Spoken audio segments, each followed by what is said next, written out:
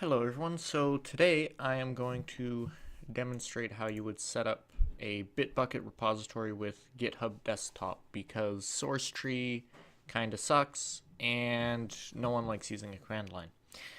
So after you've downloaded GitHub Desktop, the process is pretty simple. You hop over to your BitBucket repository and then you click this clone button and then you'll get a link. Now the link is going to be different for each user, so you'll have to click it on your account. And then skip this git clone part. Just take this URL here and copy it. Close that. You don't need this anymore. Hop over to GitHub, go File, Clone Repository, go to URL, pop your URL in there. And since I already have the repository,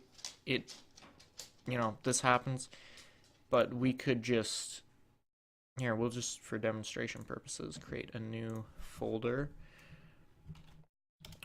tutorial, that's tutorial repo, let's say select folder, and then we can clone it, and it should clone. Now it might ask you for authorization, in which case you just sign in with your BitBucket account, put your username in as a username, password, and everything will work fine. So that's it.